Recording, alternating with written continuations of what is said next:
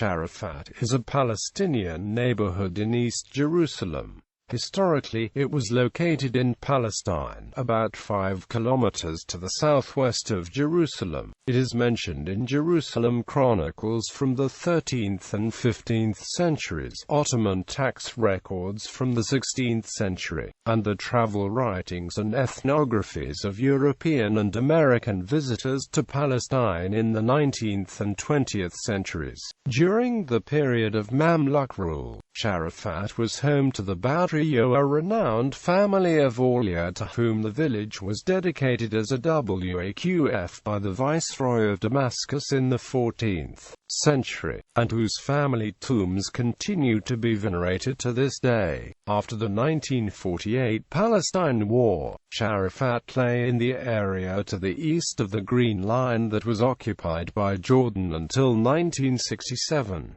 Following the occupation of the West Bank by Israel, in the 1967 Six-Day War, it was added by Israel to the expanded Jerusalem district. In the 1970s, the Israeli government expropriated land from the village to build the Israeli settlement of Gilo, whose subsequent expansion saw the destruction of homes, vineyards and orchards in Sharafat. The Palestinian Authority, established pursuant to 1993 Oslo Accords, considers Sharafat a part of its Jerusalem Governorate. In 2002, the population was made up of 978 Palestinians. Geography: Sharafat is situated on a mountain ridge at an altitude of 764 meters.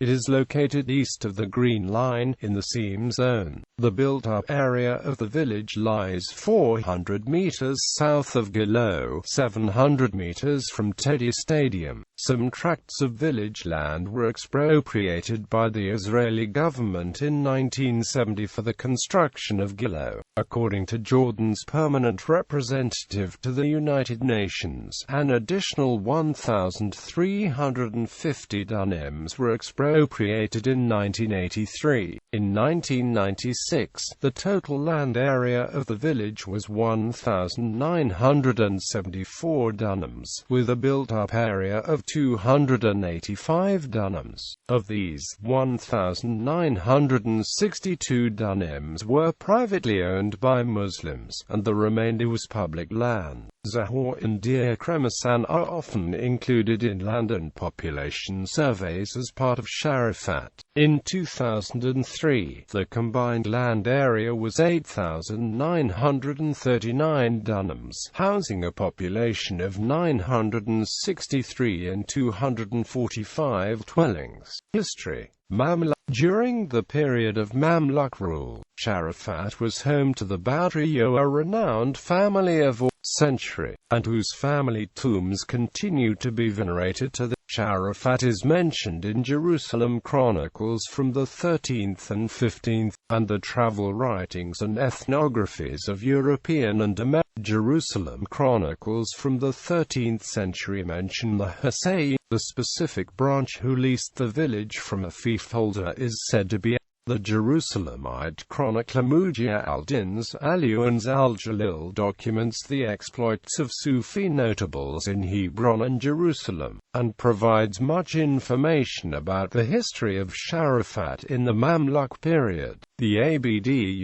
Abdulwafa or the Wafa era described by him as a family of Sufi scholars and ashraf whose origins were in 12th century Iraq. Al-Sayyid Badr al-Din Muhammad, a renowned Sufi wali from this family, took up residence in Day al-Sheikh. Abd al-Hafiz, his grandson, established roots in neighboring Sharafat when Day al-Sheikh had become too small to accommodate the growing population, relinquishing the revenues to the land he owned in the land. Dawood, the son of al-Hafiz, the most famous of these were al-Sayyid Ali and al-Sayyid Muhammad al-Baha, considered pillars of the under Mamluk rule. The village of Sharafat was dedicated as a waqf to the Badriyya family by the Sharafat was named for this family of ashraf.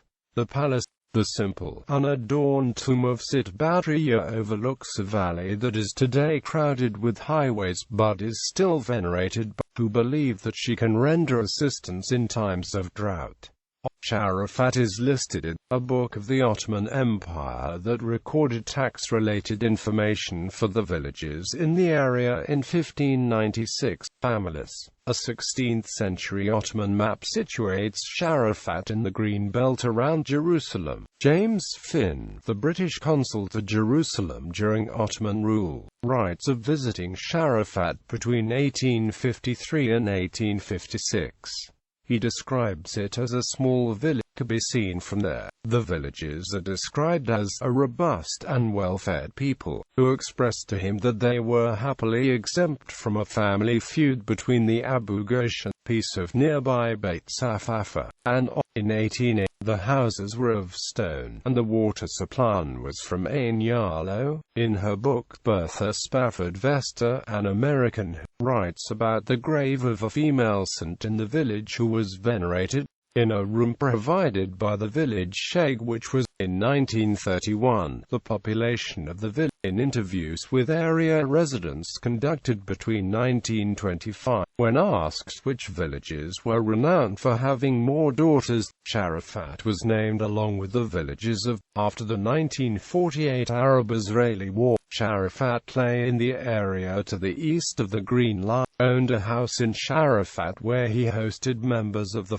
Serene Husseini Shahid mentions Sharafat in her father, Fadi al-Alami. Jerusalem is said to have bought land in Sharafat after falling in love with an Shahid's family owned a summer home in the village where she made. Shahid writes that the Mukhtar's home was surrounded by Israeli forces, and Miriam and her daughter were partially buried in the rubble for a day. 1951 Israeli raid. On the night of February, the Israel Defense Forces carried out a raid on Sharafat that it had served as a base for an attack in which his wife raped, and the home. IDF troops from the 16th Brigade, 3 with Moshe Dayan, Reuven Shiloh, head of the Mossad, told the British ambassador from Jordan side. He also told King Hussein Samir Rifai, the Prime Minister of Jordan, who described the IDF raid on thereby derailing American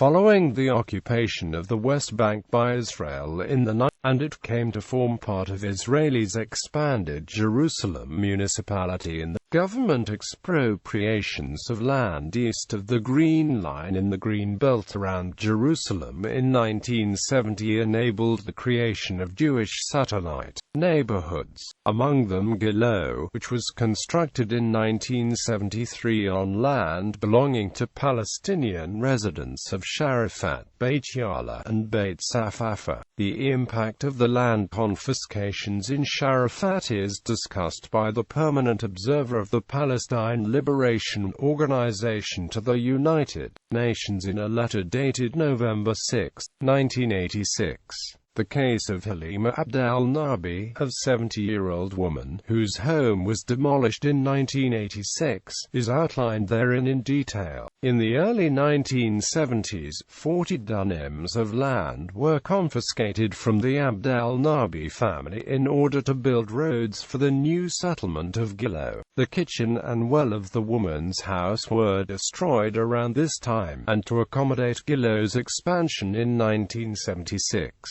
Palestinian vineyards and orchards were also destroyed and homes demolished. A wall built by the Israeli construction company to separate Abd al-Nabi's home from the settlement blocked her access to her own staircase. Following the demolition of her home in 1986, she went to live in her neighbor's house, though she wanted to set up a tent on her land, which the Red Cross was willing to provide. She was unable to do so after it was discovered that her land had been declared a military zone in 1975. Ray Hanania, a Palestinian-American journalist, notes that documents attesting to his grandmother's nephew's land ownership rights in Sharafat are at the Ministry of Interior in Jerusalem, but that he has been unable to procure them despite paying them more than 24 visits since the lands were confiscated in 1970.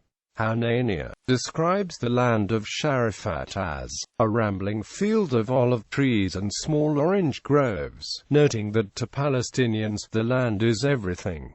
Development projects. In 2010, the Latin Patriarchate launched construction project to house dozens of Christian families, mostly young couples with children. Some 9,000 square meters of land were purchased by the families, and the Jerusalem municipality granted the necessary construction permits. 80 apartments are now under construction. Archaeology. Archaeological excavations in 2007 found a terrace compound that may have been part of the agricultural periphery of Sharafat Beit Safafa in the last century. A quarry and wine press were ascribed to the period of Roman Byzantine occupation. Ceramic artifacts and a Hasmonean coin date from the Hellenistic and Roman periods. A ritual bath was documented near the site. Bibliography.